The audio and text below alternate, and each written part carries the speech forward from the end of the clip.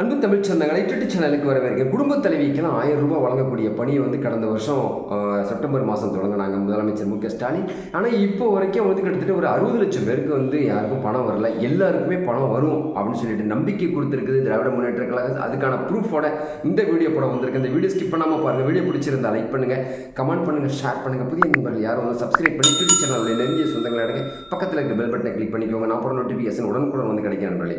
3.5 வருஷம் ஆச்சு. ஆட்சிக்கு 3.5 வருஷம் ஆச்சு. 90% திட்டங்களை தேர்தல் வாக்குறுதி நாங்கள் நிறைவேற்றினோன்னு திராவிட முன்னேற்ற கழக அரசு சொல்லுது. இப்போ நான் அதுக்கு குறுக்க நிற்கலை. எடப்பாடி திரு பழனிசாமி சரி, விஜயகாந்த் உடைய அரசு, அதாவது அவங்களுடைய விஜயகாந்த் மனைவி பிரேமலதா, இப்போ விஜய் தாவேக்காவுடைய பொதுச் செயலாளராக இருக்கக்கூடிய அதை துவக்கி வச்ச அவர் சொல்லியிருக்கிறாரு. அது மட்டும் இல்லாமல் நாம் தமிழர் கட்சியோட ஒருங்கிணைப்பாளர் சொல்லியிருக்காங்க.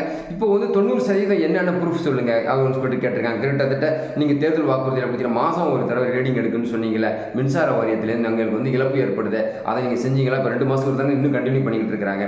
குடும்பத் தலைவிக்கு எல்லாருக்குமே 1000 ரூபாய் தரேன்னு சொன்னாங்க திராவிட முன்னேற்ற கழக அரசுலேருந்து.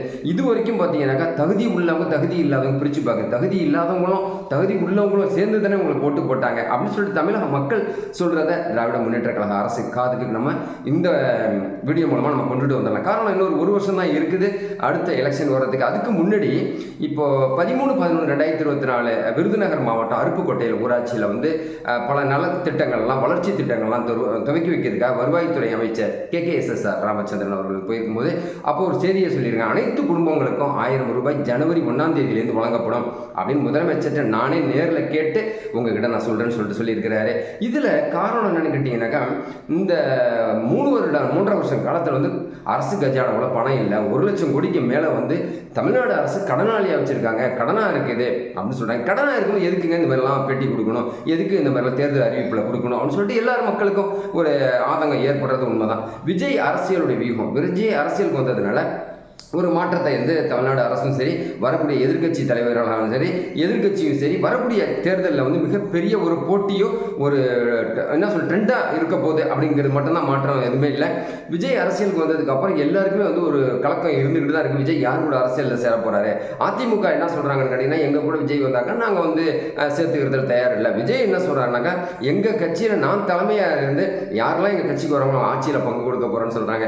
ஸோ திராவிட முன்னேற்ற கழக அரசு தன்னுடைய ஆட்சியை தக்க வச்சுக்கணும் அப்படின்னு சொன்னாங்க. மக்களுக்கு சொன்ன திட்டத்தில் எதுவுமே மாற்று கருத்து இல்லாமல் வாரி வழங்கணும், விலைவாசியை கட்டுப்படுத்தணும், மின்சார வாரியத்திலேருந்து மாதம் ஒரு முறை மின்கட்டணம் எடுக்கணும், குடும்பத் தலைவிக்கு பகுதி உள்ளவங்க தகுதி இல்லாதவங்க பாரபட்சம் பார்க்கக்கூடாது அப்படின்னு சொல்லிட்டு தமிழக தாய்மார்கள் சொல்கிறாங்க. அது மட்டும் இல்லாமல் எடப்பாடி திரு பழனிசாமி திமுக வசைப்பாடிக்கிட்டு இருக்கிறாரு. அதாவது எந்த பேர் வச்சாலும் சரி கலைஞருடைய பேரில் வைக்கிறது, திமுகவுடைய அரசியல் ட்ரெண்டிங் அப்படின்னு சொல்லிட்டு அவர் இது வச்சிருக்கிறாரு. அப்போ இதுக்கு முதலமைச்சர் சொல்கிறாரு, அவுத்து விடுறதா இருந்தாலும் முழு பூசணிக்கு சோத்துல மறைக்கிற மாதிரி பேசுகிறாரு எடப்பாடி திருப்பணி. இது மாதிரிலாம் தேர்தல் ட்ரெண்டிங் ஆரம்பிச்சுட்டு இருக்கிற சூழ்நிலையில் தான் வரக்கூடிய 2025 ஜனவரி மாதத்துலேருந்து மகளிர் உரிமை தொகை வாங்காத 60 லட்சம் பேருக்கும் தமிழக அரசு உரிமை தொகை கொடுக்கும் அப்படின்னு சொல்லிட்டு சொல்கிறாங்க. அது மட்டும் இல்லாமல் புதிய ட்ரெண்டிங் ஒரே ஒரு முக்கியமான செய்தி நினைக்கிறேன். 2026 நம்முடைய தமிழக சட்டசபை தேர்தல் நடக்கிறதுனால 1000 ரூபாய் மாறி 1500 ரூபாய் 2000 ரூபாயாக மாறக்கூடிய ஒரு வாய்ப்பு இருக்குது. இது எடப்பாடி திரு பழனிசாமி கையில் எடுத்திருக்கிற அடிப்படையில் திமுக அதை விட கூடுதல் கொடுக்குமா என்னன்னு தெரியல. ஏன்னா ஏற்கனவே ஜார்க்கண்ட் மகாராஷ்டிராவில் ராகுல் காந்தி சொல்லியிருக்கிற மாதிரி திமுக, அதாவது காங்கிரஸ் கவர்மெண்ட் அரசு அமைச்சிச்சுன்னு சொன்னால் 3000 ரூபாய் குடும்ப தலைவிக்கு வழங்கப்படும் சொல்லியிருக்காங்க.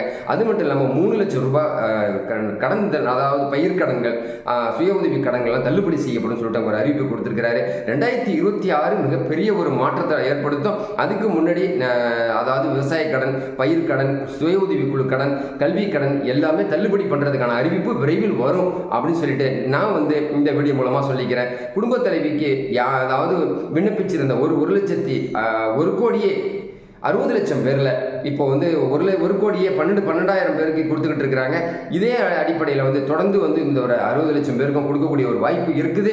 அதனால் ஜனவரி 1ஆம் தேதியிலேருந்து அந்த மக்களுக்கு கொடுக்கக்கூடிய, அதாவது மேல்முறையீடு செஞ்சு காத்திருக்கக்கூடிய எல்லா மக்களுக்குமே இந்த பணம் கிடைக்கணும். தமிழ்நாடு முதலமைச்சர் சொன்னதாக, அதாவது வளர்ச்சி திட்டத்தை துவக்கி வச்ச, அதாவது விருதுநகர் மாவட்டம் அருப்புக்கோட்டையில் வருவாய்த்துறை அமைச்சர் KKSSR ராமச்சந்திரன் தெரிவிச்சிருக்க அடிப்படையில் நம்பிக்கையான நாணயமான செய்திகளை யூடியூப் சேனல் மூலமாக உங்ககிட்ட சொல்லிக்கிட்டு இருக்கிற நண்பர்களே, இந்த வீடியோ பிடிச்சிருந்தா லைக் பண்ணுங்கள், கமெண்ட் பண்ணுங்கள், ஷேர் பண்ணுங்கள். புதிய நண்பர்கள் யாரும் இருந்தால் சப்ஸ்கிரைப் பண்ணி வச்சுக்கோங்க. பக்கத்தில் இருக்க பெல் பட்டனை கிளிக் பண்ணிக்கோங்க. அடுத்த எபிசோடில் புதிய சிந்தனையோட மீண்டும் உங்களை சந்திக்கிறேன். நன்றி.